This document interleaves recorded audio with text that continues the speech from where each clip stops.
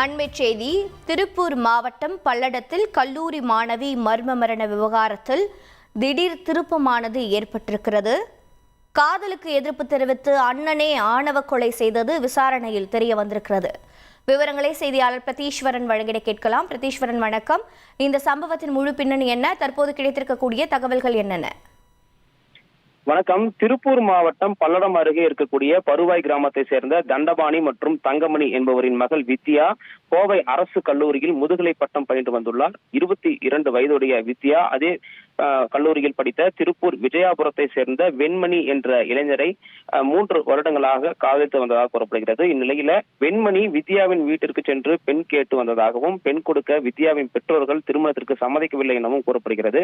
இந்நிலையில ஞாயிற்றுக்கிழமை வித்யாவின் பெற்றோர்கள் கோவிலுக்கு சென்ற நிலையில் திரும்பி வந்து பார்த்தபோது வித்யா மீது பீரோ விழுந்த நிலையில் தலையில் காயமடைந்து சடலமாக கிடந்ததாக கூறப்படுகிறது. இச்சம்பவம் குறித்து காவல்துறைக்கு எந்த தகவலும் தெரிவிக்காமல் வித்யாவின் பெற்றோர்கள் மற்றும் அவரது உறவினர்கள் வித்யாவின் உடலை அருகில் இருந்த சுடுகாட்டில் அடக்கம் செய்துள்ளனர்.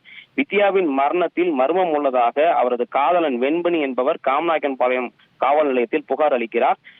வெண்மணி அளித்த புகாரின் அடிப்படையில் காமநாயக்கன்பாளையம் போலீசார் விசாரணையை தொடங்கிய நிலையில் முதற்கட்டமாக வித்யாவின் பெற்றோர் மற்றும் அவரது சகோதரர் சரவணன் என்பவரிடம் விசாரணையை தொடங்கினர். பின்னர் மருத்துவ குழுவினர் உதவியோடு சுடுகாட்டில் புதைக்கப்பட்ட வித்யாவின் உடலை வட்டாட்சியர் மற்றும் பல்லடம் டிஎஸ்பி முன்னிலையில் தோண்டி எடுத்து அங்கேயே உடற்கூறு ஆய்வும் நேற்று மாலை சுமார் 2 மணி நேரம் நடைபெற்றது. இந்த உடற்கூறு ஆய்வின் போது வித்யாவின் தலைப்பகுதியில் பலத்த காயம் ஏற்பட்டது கண்டறியப்பட்டது.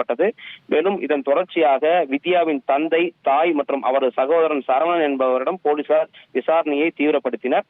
மாட்டு சமூகத்தை சேர்ந்த இளைஞரை காதலித்ததால் தனது தங்கையை இரும்பு கம்பியால் தலையில் தாக்கி நான் தான் கொன்றேன் என உயிரிழந்த வித்யாவின் சகோதரன் சரவணன் வாக்குமூலம் அளித்துள்ளார்.